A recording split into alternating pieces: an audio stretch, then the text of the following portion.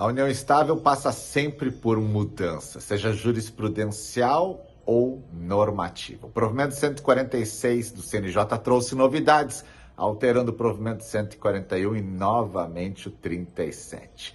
União estável é um tema de ouro para fazer lives, cada pouco muda, né? Então, na aula de hoje eu vou conversar com a Prof. Tati Tabelian em São Paulo e professora do curso Registro de Imóveis Descomplicado da minha pós-graduação sobre união estável. Antes de você assistir essa live, que é uma verdadeira aula, dá um like aí para ela circular.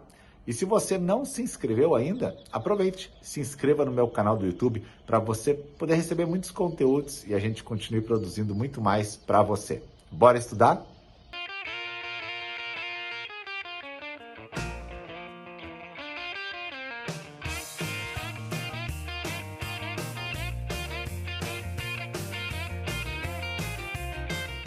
Mas vamos lá, vamos conversar então de união estável, a live prometida que não saiu, né? Então, união estável é um tema sensacional e o legislador de 2002 trouxe ela com bastante cuidado no Código Civil, tanto cuidado que só botou 5 artigos, e aí a jurisprudência cresceu, veio o provimento 37, veio mais tarde o provimento 141 polêmico, e agora tem o 146.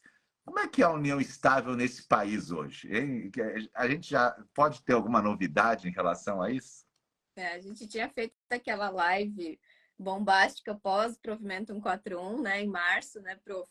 Que acabou tendo uma grande alteração por parte do CNJ, especialmente trazendo para o registro civil uma ampliação daquilo que antigamente nós estávamos mais acostumados. A gente via realmente o registro civil das pessoas naturais um aspecto muito mais registral, enquanto que pós esse provimento 141, a gente verifica ele também como um receptor aí de manifestações de vontade, de declarações e formalizações das próprias uniões estáveis. O cenário que a gente tem hoje é a possibilidade de se efetivar uma formalização da união estável, seja por instrumento particular, seja por escritura pública, seja por ação judicial, e hoje, agora, após o provimento 141, nós temos uma outra via, que é a formalização perante um cartório de registro civil. Visto toda a capilaridade desse cartório, que a gente consegue encontrar aí em quaisquer cidades, praticamente todas as cidades do país ainda possuem o registro civil das pessoas naturais. Isso torna um pouco mais democrático, né, prof? Então, eu posso hoje fazer a minha união estável num cartório de registro civil. Aquele que faz nascimento, óbito, casamento, eu posso fazer lá. Antes eu teria que fazer no tabelionato, a escritura, ou por instrumento particular. Mas agora eu posso ir ao registrador civil e dizer, olha, eu e a minha companheira, a gente gostaria de oficializar a união estável. E é que nem casamento, a gente vai lá, vai ter juiz de paz, aquela coisa toda, vai de noiva, como é que é isso? Pode ir de noiva, não tem problema nenhum. Inclusive, é uma boa ideia. E caso futuramente eu ainda tenha aí meu RCPN, se não for o RI, na capital, né, prof? Aí eu estimulo aí as companheiras que vão fazer a união estável virem de branco. Mas, prof, claro que exige o comparecimento de ambos os companheiros para fazer a lavratura do termo, né, declaratório. Devem comparecer pessoalmente, pode constar quaisquer tipos de declarações e aquelas que de praxe também seriam constadas numa escritura pública, como a indicação do regime de bens. E claro que não há solenidade do casamento, né? A solenidade do casamento exige ainda a publicação dos editais de proclamas, embora hoje de forma muito mais ágil, né? Muito mais express. Não exige uma futura celebração, como exige o casamento. Então, somente a lavratura do termo declaratório de união estável, que pode ser levado a registro ou não. O registro é facultativo, né, prof? Tá, mas Bom, nesse termo, quando eu chegar com a minha companheira no cartório, duas perguntas. Eu posso escolher qualquer regime de bens? E a segunda pergunta, eu posso colocar uma informação de que é retroativa essa união estável? A gente já está junto há 5 anos e a gente quer separação total de bens faz 5 anos. Essa é uma ótima pergunta, prof, porque é um dos temas bem polêmicos que a gente tem enfrentado, não só aí na seara da prática registral, mas também, inclusive, o próprio STJ nas suas manifestações, né? Atualmente, o que nós temos? O Código Civil, ele trata de uma forma muito singela, né? Muito simples da união estável. E que, em regra, não exige qualquer tipo de formalização. Todos sabemos que é um ato-fato jurídico, uma situação fática e independe de qualquer formalização. Mas, no mundo que vivemos hoje, a gente sabe que para qualquer segurança jurídica, seja entre os próprios companheiros, seja nas relações firmadas perante terceiros, há uma necessidade de se formalizar, né? Então, muitos acabam buscando a união estável ao casamento. E aí busca-se, por exemplo, através do termo declaratório. No entanto, houve uma certa cautela do CNJ, especialmente em relação a consignar datas, a escolher regime de bens e especialmente em retroagir esse regime de bens ao momento anterior. O que nós temos de decisão atualmente do STJ? O STJ, de forma reiterada, vem compreendendo que o regime de bens ele sempre tem um efeito prospectivo, um efeito para o futuro. Isso significa que, uma vez que o casal ele opta por lavrar um termo declaratório, uma escritura pública, esse regime de bens escolhidos a partir desse contrato firmado, ele só terá efeitos para o futuro. E isso indica que num futuro divórcio, até mesmo para verificar uma ameação no inventário e partilha, a gente vai ter que separar dois períodos, né? Um período sem o contrato, em que então prevalece o regime da comunhão parcial de bens, e um período pós-contrato, e que então prevalece aquele regime escolhido entre as partes. Claro, salvo quando nós estamos diante de um regime da comunhão universal de bens, né, prof? Porque pela própria escolha do regime, haverá essa operação retroativa automática. Agora, a pergunta é, o registrador civil, recebendo ali os pombinhos amados, né, querem constituir, não, querem documentar essa união estável. Ele pode aplicar o regime da separação obrigatória de bens? Ele pode dizer assim, olha, vocês estão na separação obrigatória, o senhor fez o divórcio e não fez a partilha do chevette, que papo é esse, né? O senhor está, estou vendo aqui, o senhor está na separação obrigatória. Ele pode aplicar esse regime por ser impositivo ou o registrador civil não pode fazer isso? Então, prof, esse também é um tema polêmico. O prof só tá vindo aqui, né? Não, é que eu conheço a capacidade, eu conheço. Então, eu gosto de ouvir a tua opinião, né? A tua opinião, porque eu também não tenho opinião formada sobre isso. E pior que isso, eu só sou muito mais delicado, eu vivo. Eu vou palestrar no CONARCE em outubro, né? É outubro? Não, agora em setembro. E o tema é esse, então estou tentando aprender alguma coisa aqui para levar lá e não passar vergonha. Então, prof, olha que interessante. Tem posicionamento aqui, não digo nem doutrinário, né, porque o tema é bem recente, mas posicionamento na classe, pessoas que já estão, de certa forma, escrevendo artigos, entendendo que esse termo declaratório firmado perante o registrador civil seria propriamente um termo público, com força de um instrumento público. Tem já outro posicionamento que menciona como um instrumento particular especial. E aí a gente, então, a partir disso, já começa a querer compreender até que ponto o registrador civil ele deve ou não interferir nesse termo declaratório. Não, ao meu ver, prof... a expressão instrumento particular especial. Sabe que na Caixa Econômica Federal tem instrumento particular com força de escritura pública. Agora nós temos instrumento particular especial. Especial, exatamente.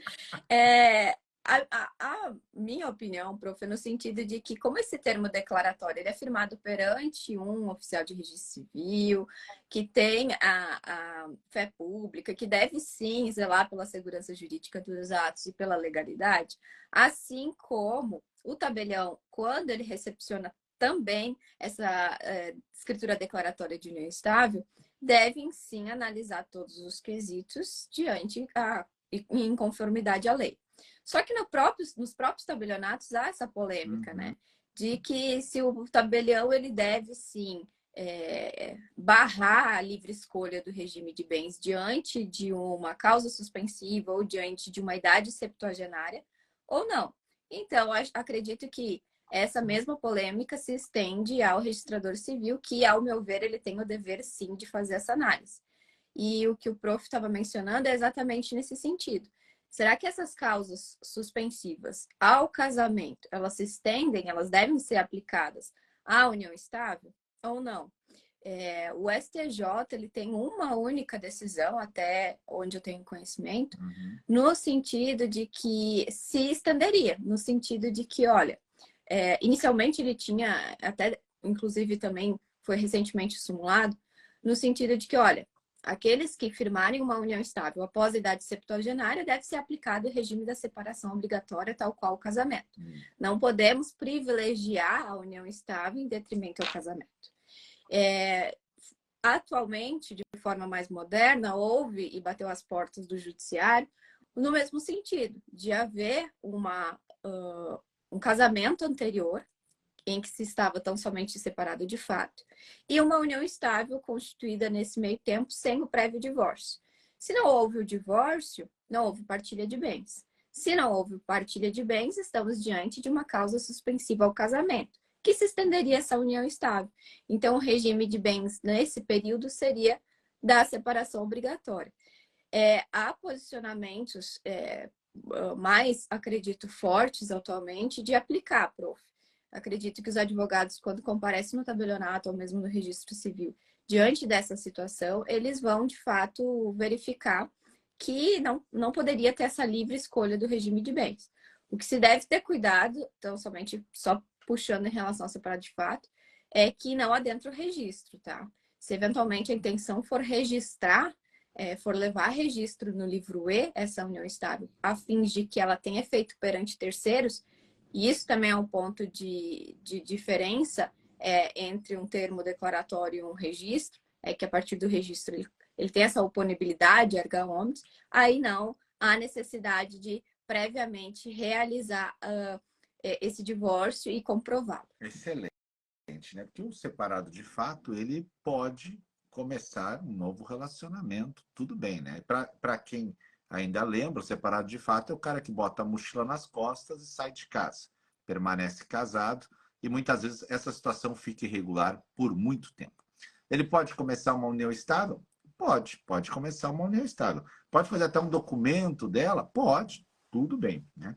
Agora a gente sabe que esse documento não vai ter acesso ao registro porque exatamente ele ainda tem uma situação que precisa ser desconstituída. E aqui, claro, que entram diversas variáveis, né? Eu até como registrador de imóveis eu tenho muito medo disso, né? Porque poderia o separado de fato chegar na matrícula do imóvel que ele adquiriu esse imóvel ainda sozinho e ele foi casado na comunhão parcial. Então, o imóvel é patrimônio dele. Ele não fez o divórcio. Se ele chegar lá e dizer assim, eu saí de casa, estou separado de fato e eu agora tenho uma escritura de união estável. Posso averbar na matrícula do imóvel, né? Porque eu estou fazendo uma obra com a minha companheira, um puxadinho, né? E a gente quer dar uma segurança para ela, porque eu estou em estado estou com uma doença. Olha que loucura, né? Como as coisas, né, podem criar mais e mais nós. Então é muito louco, né? Mas isso daria, assim, dá para a gente discutir lá no RI, né? No RI dá para a gente discutir bastante isso, no RIT. Mas assim, vamos indo então. Então eu posso constituir a união estável mediante vários documentos, e inclusive perante o registrador civil. Datas antigas eu não consigo fazer, mas eu consigo criar a partir de agora uma data. O regime de bens tem que ter um cuidado. Agora, o que é aquele termo de data? Tem um termo declaratório, um termo de data. O que é isso? Vamos lá. O que o provimento também trouxe de novidade, né? Fora aí, né, a alteração de regime de bens, as mudanças na conversão de união estável também que foram bem legais. Eles trouxeram a certificação eletrônica da união estável. E que daí, sob análise dessa certificação eletrônica, seria possível consignar uma data de início dessa união estável nesse termo, nesse futuro registro que se queira realizar, tá? Então, o que acontece? O termo declaratório, o que se tem hoje de entendimento, não há óbice de fazer consignar uma data de início, tá? O que há realmente uma cautela por parte do CNJ é quando há uma publicidade perante terceiros através do registro. Então, ao meu ver, o que se tem hoje aqui no termo declaratório, assim como na escritura pública, é completamente possível, tendo em vista esse efeito interpartes existentes, que o casal indique, olha, a gente constituiu a união estável em 1995, mas estamos agora formalizando através desse termo declaratório. Agora, havendo a intenção de levá-lo ao registro, não seria possível consignar essa data de início. O CNJ, através do provimento 141, ele trouxe de forma muito expressa que a consignação de uma data inicial depende do seu reconhecimento por uma sentença, ou se a escritura pública ou o termo declaratório apresentado para registro tem como a data inicial a mesma daquela do momento da lavratura. Então, comparece, por exemplo, a Tatiane e o Carlos para fazer um termo declaratório de união estável exatamente no dia que ela inicia. O que é muito difícil disso acontecer. Muito, A união muito. estável, normalmente, ela inicia muito suave, começa uma escova de dente, uma cueca na gaveta. Isso, exatamente. Uma meia, ela usando a jaqueta dele, deixando as roupas lá, ela vai começando a fomentar, né? Até que chega numa hora e eles estão mais próximos, né? Com todos aqueles requisitos que a lei traz. Mas daí já passou um período, né? Que não se sabe, para uns é um tempo, para outros é outro. Então, constituir ela é diferente do casamento. O casamento, vamos casar sexta-feira do dia tal. Então, ali a gente sabe que vai ter um ritual específico da norma, né? O casamento é um ritual. A união estável, dificilmente, né? Então, talvez assim, a gente pudesse imaginar que modernamente, não, eu vou sair da casa do meu pai para morar contigo, mas nós não vamos casar. Então, vamos fazer um termo de união estável a partir desse dia. Talvez fosse uma hipótese, né? Exatamente. E aí, nesse caso, permitiu-se, através do provimento, que se consigne, então, essa data de início no registro. Dessa forma, haverá um requerimento próprio por parte dos nubentes, indicando que a data do início é justamente aquela data da lavratura da escritura ou da lavratura do termo declaratório, tá? E aí, a terceira opção seria justamente a certificação eletrônica. O que seria isso? Então, vamos imaginar que eu já tenho uma escritura pública. Essa escritura pública ou termo declaratório, ela é de 2000 e a indicação de início dessa união estável lá de 1990, por exemplo, e eu quero levar a registro. Inicialmente, a recepção do registrador civil é dizer, não, eu posso fazer o registro da união estável, eu só não posso consignar essa data inicial, porque depende de reconhecimento por sentença, analisar de fato a veracidade dessa data, ou então ela deveria coincidir com a data da lavratura. Bom, e qual é a saída? A saída é a certificação eletrônica, que, ao meu ver, inclusive, ela pode ser feita juntamente com o termo declaratório. Então, vamos imaginar que eu compareça no cartório de registro civil e quero fazer o termo declaratório consignando uma data retroativa. Eu já posso solicitar a certificação eletrônica de modo que a junção desses dois documentos permitem que eu leve imediatamente a registro posteriormente. E a certificação eletrônica que o prof estava mencionando é uma atribuição do registrador civil. Então, só o registrador civil tem essa competência. É uma competência muito parecida, que a gente já fez várias lives a respeito, né, prof? Daquela competência de análise em relação ao reconhecimento da filiação socioafetiva. No sentido que o registrador civil vai recepcionar a declaração das partes, no sentido delas indicar qual é a data inicial, trazer a manifestação dessa união estável pública, contínua e duradoura. Ele vai verificar, através de provas documentais e testemunhais, realmente se essa data inicial indicada ela é verídica, e ao final ele vai tomar uma decisão, ele vai atestar ou não. E aqui é importante só uma ressalva. O registrador civil, ele tem que deferir aquela data indicada ou não. Ele não pode dizer, olha, é tal data, não é tal data, mas pelo que eu verifiquei, é tal data ou é tal ano. ele não pode trazer uma segunda opção, tá? Então, isso deve ser muito bem observado, inclusive, embora não seja obrigatória a presença do advogado, ela é de suma importância, porque os documentos que forem apresentados, as testemunhas que forem relatar, devem ter o mínimo de embasamento para que no final da análise do oficial ele venha deferir ou não. Muito bem.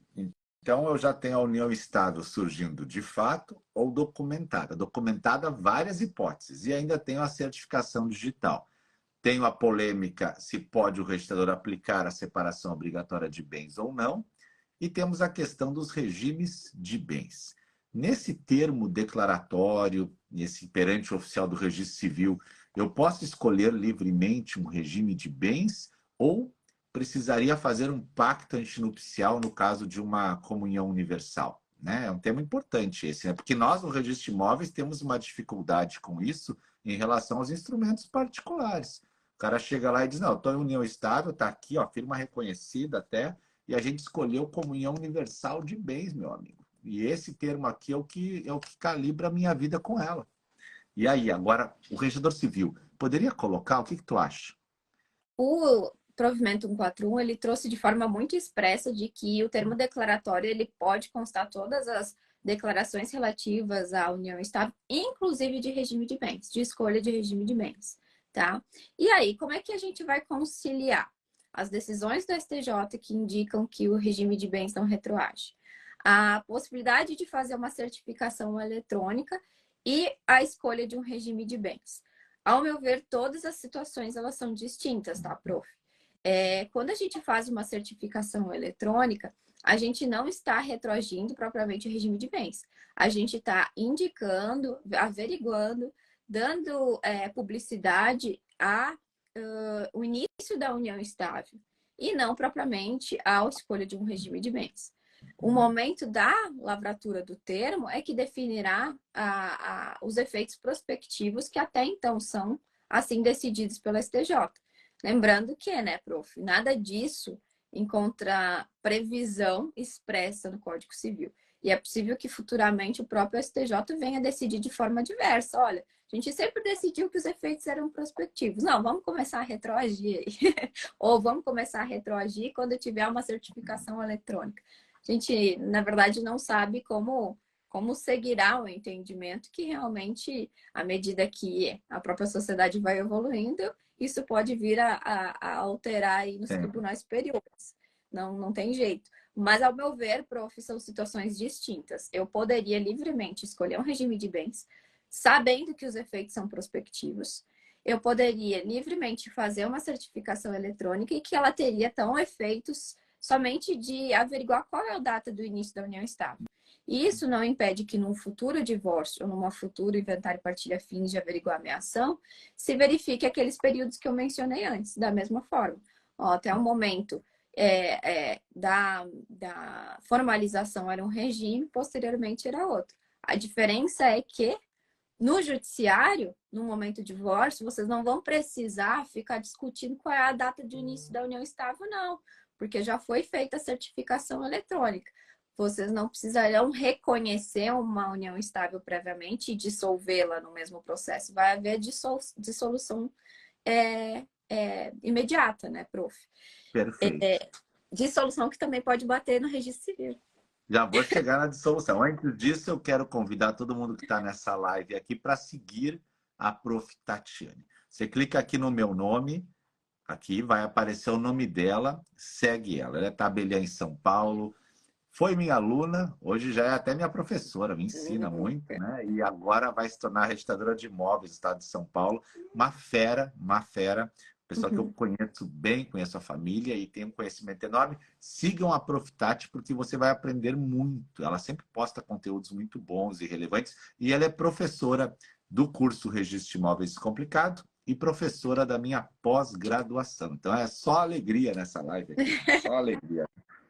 Tati, agora tem uns temas interessantes ainda nisso, que é a conversão da união estável em casamento, que não é um casamento, é a conversão dela, né? E depois eu quero chegar, então, finalmente, na dissolução. que equivale ao divórcio, que é a grande polêmica, né? Porque hoje pode dissolver no registro civil. Então, primeira coisa, se eu quiser, eu estou em união estável, eu tenho uma escritura pública, e agora a gente pensa, isso não é uma coisa tão segura, né? Parece posse, eu quero ter propriedade, eu vou casar, vamos casar. Daí ele diz, mas eu não quero ir lá, diz que sim, diz que não, sim. Eu quero uma coisa assim, só aproveitar o que a gente já tem e converter em casamento. Eu posso fazer isso, né? Posso. Aí eles vão ao registro civil converter a união estável em casamento. Primeira pergunta, precisaria de advogado? Segunda pergunta, eles têm que ter um documento já que prove que eles estavam em união estável ou basta declarar que eles estão em união estável e querem converter ela? E como ficaria essa questão de regime de bens? Muito bem, prof. Vamos lá. A conversão de união estável em casamento, ela também tem previsão constitucional, né, prof? Constitucionalmente falando, ela está lá, indicando que a lei deveria facilitar a conversão de união estável em casamento. Nós sempre falamos desse canal que prova que são diferentes, né? Porque tem uma diferença, porque a própria Constituição diz tem que facilitar pro casamento, mas ela não diz tem que facilitar de volta. Você está casado e quer voltar para a união estável, não tem essa previsão ainda. Quem sabe no futuro tem, né? Perfeito, prof. E, inclusive, numa das aulas que eu gravei para o curso, eu fiz um levantamento, porque inicialmente o que o Código Civil indica? Ele indica que essa conversão de união estável em casamento deve ser formalizada perante o juiz e acaba não mencionando qual é o juiz. Isso fez com que muitos estados não a utilizassem e muitos estados, inclusive, prevessem a sua formalização de forma diversa. E aí, nas aulas que eu tinha gravado para o curso, eu tinha feito um levantamento de todos os códigos de normas do país e fiz constar o que cada um exigia, operando uma verdadeira salada mista. Tinha alguns que não exigiam a publicação de editais, tendo em vista que a união estável já era uma relação pública. Tinha outros estados, através das seus códigos de normas, que indicavam a necessidade de encaminhamento para o juiz, outros não. E, atualmente, então, a partir da Lei 14, né, 382, com o provimento, acabou, então, trazendo de forma nacional a forma que a gente vai efetivar essa conversão de união estável em casamento. E, basicamente, o que seria essa facilitação? Seria a desnecessidade de fazer uma celebração. Então, aquela celebração que a gente faz, momento pós habilitação, que os nubentes eles encaminham, passado o prazo de editais, e que comparece um juiz de casamento, um juiz de paz para fazer a celebração, quando nós estamos diante de uma conversão de união estável, ela é desnecessária. Agora, o procedimento de habilitação, ele deve ser todo igual. Não precisa encaminhar para o juiz, tá? Não há essa necessidade. Tão somente a necessidade de passar pelo processo de habilitação, de entrega de documentos com 2 testemunhas e publicação dos editais, que hoje é de forma eletrônica. Passado esse prazo, imediatamente o oficial de registro civil vai lavrar o termo. Não precisa da celebração, essa é a diferença. Agora, a grande, realmente, polêmica está novamente no regime de bens na data de início. Sim. Não tem, né? Patrimônio virou polêmica sempre, não tem como escapar, né? E atinge a todos nós, que atinge o registrador, atinge o tabelião, atinge todo mundo, sempre que falar de patrimônio, né? Mas vamos lá, e aí? Como é que é essa polêmica? Aí, o que nós devemos observar? Primeiro, não há necessidade de uma escritura pública, de um termo declaratório, de reconhecimento dessa união estável por sentença anterior para fazer o reconhecimento, a conversão de união estável. Basta que os companheiros, os nubentes, eles compareçam e declaram a existência dela. Perfeito. Nesse caso, o que eles devem consignar em relação ao regime de bens? Indicar o regime da comunhão parcial ou apresentar um pacto antinupcial, já escolhendo uma separação total de bens, uma comunhão universal de bens, lavrada por um tabelião de notas. Perfeito. Bom, mas a gente tem um termo declaratório, a gente tem uma escritura pública prévia, e a gente quer aproveitar o mesmo regime de bens. Então, nessa escritura pública ou nesse termo declaratório, a indicação da comunhão universal, a indicação da separação total. Eu posso utilizar desses documentos? sim, você pode apresentar esses documentos e, pasme, dispensa o pacto antinupcial. Então, nesse caso, o pacto antinupcial será o próprio documento já formalizado desse termo declaratório escritura pública. O que deve ser apresentado para registro, lá no registro de imóveis.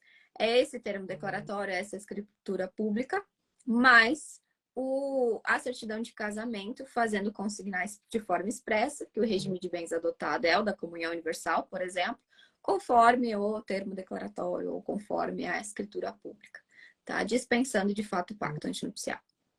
Incrível isso, né? Eu já vivi isso, já falei isso em live, né? E era tudo mato, era 2014, eu acho. Eu já tive esse problema no balcão do cartório, ninguém sabia resolver, virou procedimento de dúvida. Tá? Mas né, é isso aí, né? Tudo bem. Então, hoje tá claro isso aí. E o que o pessoal muito faz, eu vejo, é uma escritura pública declaratória de união estável, faz escritura, às vezes, com o regime da comunhão universal. O que está bem tranquilo, porque eu consigo aproveitar, então, a escritura para o regime, né? Muito tranquilo. Ok. Agora, então, nessa live aqui, é uma live muito instrutiva, ela diz como forma-se a união estável de fato e documental, como ela chega ao registro civil, a questão de escolha de regime de bens e datas. Se você chegou agora, tem muita coisa importante aqui, aproveite.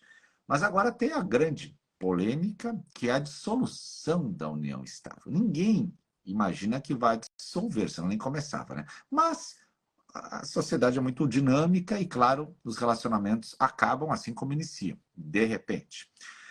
Dissolver um casamento é uma coisa muito clara, né? Nós casamos por esse regime e agora vamos divorciar com esse patrimônio. É bem mais claro de eu trabalhar, eu consigo enxergar todas as cartas na mesa.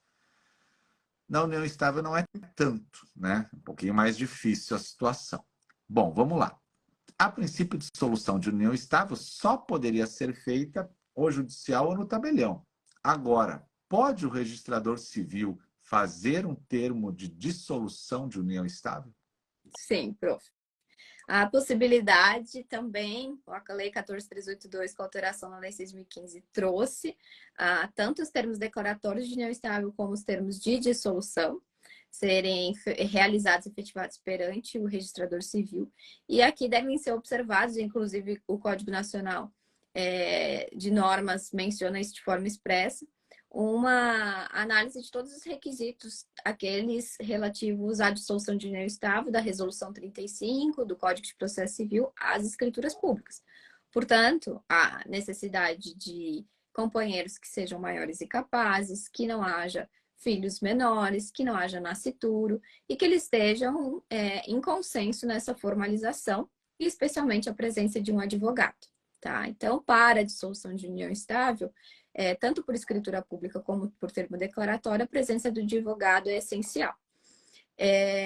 A grande polêmica residia na possibilidade inicial prevista pelo provimento 141 em março, pela possibilidade de partilhar os bens. Então, assim como o tabelião de notas, ele poderia lavrar a escritura pública de dissolução de união estável com partilha de bens, o registrador civil também poderia. E a gente fez uma live trazendo justamente a polêmica, né, toda, que acabou, infelizmente, gerando na classe, tendo em vista a análise de eventual especialidade, né, seja da função. Especialidade querendo comer a outra, né? Era esse o comentário. Vamos dar antropofagia, aquelas coisas todas, assim, né? Aqui vale, aqui a gente é honesto em falar. A classe se bicou, tá? A classe se bicou, tá? Vamos lá. Adorei, eu buscando palavras e o prof, tá!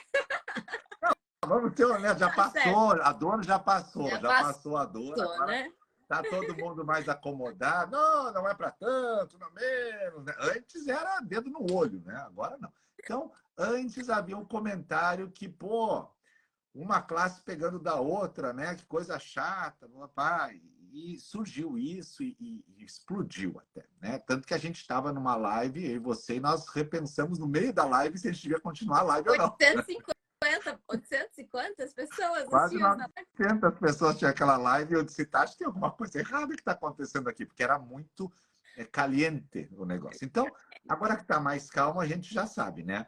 O registrador civil, a princípio, pode fazer dissolução, mas deve respeitar as regras da escritura pública do artigo 108. Seria isso, né, Tati? Isso. Então, o provimento 146 de junho, então nós temos aí um período de formalização de possibilidade de partilha de bens na dissolução de união estável perante o registrador civil de março a junho. Junho, CNJ modificou novamente com o provimento 146, o provimento 37 do CNJ, e indicou que essa formalização de partilha de bens, ela deve observar o artigo 108. Isso significa que ele considerou, de certa forma, um instrumento particular, não sei, né, prof? Então, Mas indicou que interessante, eu não tinha pensado nisso. De março a junho, ficou valendo só o provimento 141. Então, se aconteceu, por acaso, não sei se aconteceu, uma dissolução de união estável por instrumento particular, feita pelo registrador civil, ela, teoricamente, está válida, aquela dissolução, né? teoricamente estaria. Teoricamente está válida, apesar de que acho que o registrador civil não tinha acesso a Cefaz, coisas assim, para fazer a guia, talvez não tenha dado tempo, né? Mas vamos trabalhar no campo teórico agora, né? Se aconteceu de março a junho um instrumento particular com dissolução de união estável e tinha uma cobertura de 3 milhões de reais. Essa cobertura foi feita por instrumento particular. Poderia o registrador, agora eles levam para registro. Poderia ele receber esse termo de dissolução particular? Será que poderia? Primeira pergunta, né? Os registradores de imóveis da live, você que está assistindo aí ao vivo, pense. Segunda pergunta, iniciada a lavratura desse termo durante o período de março a junho, mas não foi concluída porque faltava um ou outro documento. E agora é concluída após o provimento 146. A conclusão foi após, mas eles encaminham a documentação antes. Poderia ser concluída com termo de dissolução particular ou, agora que mudou a norma, deve ser alterado. Terceira questão. Como fica o princípio tempus regito actum no registro de imóveis se chegasse um instrumento particular com essa dissolução patrimonial? Ótimo. As perguntas para reflexão, né? Difícil isso, né, prof? Porque até mesmo aqui no estado de São Paulo, que a gente sabe que tem aí uma vasta jurisprudência administrativa que a gente consegue verificar pelo Colemata, a gente já viu situações em que o registrador civil ou registrador de imóveis, inclusive fundamentada no princípio, ele poderia efetivar o registro porque é válido no momento da sua realização. Então, uma análise sobre a validade, não sobre propriamente a eficácia. Mas também já vimos sustentando através do mesmo princípio a impossibilidade tendo em vista as novas regras. É algo que realmente pode ser que ocorra, embora a gente saiba da dificuldade, que muitos registradores civis eles acabaram não realizando, mas eu de fato verifiquei já em registros civis, especialmente de grandes capitais, a realização dessa dissolução com partilha. Então, possivelmente. E o provimento era muito claro, né, prof? O provimento indicava que essa partilha era título hábil a encaminhamento aos registros de imóveis e a todos os órgãos necessários para fazer essa transferência, né? Então, o Detran, enfim, aquilo que for os próprios bancos, instituições financeiras. Então, é um tema bem polêmico, né? Considerando alguns princípios, é um tema bem polêmico. Agora, sabe que tem uma outra dúvida que surge para isso, que eu fiquei pensando na separação obrigatória de bens. Vamos imaginar que eles têm um patrimônio pequenininho, né? Então, eles vão fazer tudo no registro civil mesmo. Eles têm um patrimônio que não atinge 30 salários mínimos. Eles têm um carro, né? Eles têm um Del Rey 89. Isso. E eles têm um terreno, né? Um terreno de um loteamento novo, que o terreno vale 20 e poucos mil. Então, eles vão fazer a dissolução da união estável no registrador civil e o registrador percebe que eles estariam em separação obrigatória de bens. Pode o registrador civil aplicar de ofício a súmula 377 ou ele não pode falar nada e tem que esperar o que o advogado vai compor ali na hora? O que tu acha? Prof, é a mesma situação que a gente estava discutindo antes em relação ao tabelião, né? Atualmente, e que também já houve mudança de entendimento, eu acho que por diversas vezes por parte do STJ, né? Nossa! A súmula 377, súmula anterior ao Código Civil de 2002. É o maior prejuízo que eu tenho de fazer videozinho para rodar é esse problema da súmula. Porque eu fiz um videozinho há 1 ano atrás, aí ele roda, porque a separação obrigatória, daí já mudou o entendimento, alguém vai lá, professor, mudou o entendimento. Sim, mas eu gravei o vídeo, aí eu gravo de novo o vídeo, boto para rodar o videozinho, mudo o entendimento de novo, o professor mudou de novo, aí eu tenho que pegar aquele vídeo anterior. Eu tenho 2 vídeos hoje de separação obrigatória. Eu digo para a equipe, roda esse agora. Não, mudou o entendimento da STJ, roda esse. É o que eu vivo. É basicamente isso. Então vamos deixar claro, essa live está em 6 de setembro de 2023. Isso, com mais de 600 pessoas às 7h20 da manhã. Isso aí. E atualmente o que entende é que quando estamos diante da separação obrigatória de bens, aplica a súmula 377 e o entendimento da STJ é que deve necessariamente observar a prova do esforço comum. Então, antes, o entendimento da STJ era que havia a presunção do esforço, não haveria nenhuma necessidade de prova. E atualmente, essa presunção ela foi afastada e há necessidade de prova do esforço, ou seja, a aquisição daquele bem, daquele del rei que o prof mencionou, para que haja essa comunicação com a companheira, ela deve, ou o companheiro, eles devem comprovar o esforço comum. O esforço comum continua sendo muito polêmico, né, prof? Porque eu achei muito legal que eles indicaram o esforço comum, mas não falaram o que era esse esforço comum, né? A mulher está em casa com os 2 filhos e o cara vai trabalhar fora. Ela não está se esforçando para o relacionamento, né? Aí o cara chega toda alinhadinha, ela vem com a pantufa ainda para ele, né? As crianças estão de banho tomado. Aí vai dizer que ela não se esforçou para o relacionamento? Complicado, né? Muito. Nossa. Num dos votos agora eu esqueci qual foi o ministro, mas um dos votos do ministro foi nesse sentido, que o esforço comum não seria necessariamente o esforço quantitativo, valorativo, no sentido de efetivar, entregar parcialmente um valor para a aquisição daquele bem. Ele poderia ser verificado de outras formas, mas eles não enfrentaram muito tempo.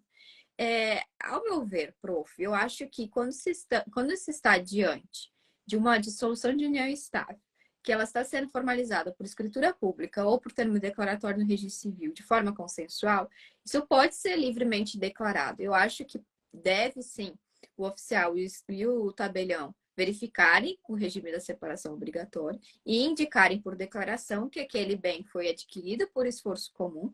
Não penso que deve entrar em detalhes o que seria ou não esse esforço comum. Eles estão de forma consensual ali deliberando e partilhando aquele del rei. Perfeito, é como eu vejo também. Se você não segue a Profitati, você está perdendo conteúdo aqui. Clica aqui no meu nome, vai aparecer o nome dela, segue ela, que ela é tabeliã em São Paulo, professora do curso Registro Uma Vez Complicado, professora da pós-graduação, e é uma fera. E agora vai se tornar registradora de imóveis, porque ela foi aprovada muito bem na remoção de São Paulo. Vem para o lado de cá, para o lado da força, né? Não, mas muito legal, né? Tu está gravando essas aulas, né? Agora para o curso, né? Estou gravando, já estou com as aulas todas de alteração de prenome e sobrenome lá compartilhadas contigo. Tenho que compartilhar de união estável. Estou gravando de reconhecimento de filiação biológica, socioafetiva. Não. As tuas aulas eu já recebi as tuas, as da Natália, da Maria Eduarda, vai ter um monte de aula nova no curso, só que quem organiza as aulas é o meu filho Matheus, e ele está em Bariloche esquiando, quer dizer, o pai está se ferrando, trabalhando, o filho está esquiando em Bariloche com a namorada, e tem outro filho, eu tenho que botar as aulas da Natália, da Maria Eduarda. Não, pai, assim que eu chegar... Pai, deixa eu te falar, hoje o meu joelho doeu um pouquinho quando eu desci o morro, mas aí eu tomei lá um negócio, fiz um não sei o quê, tomamos um vinho aqui.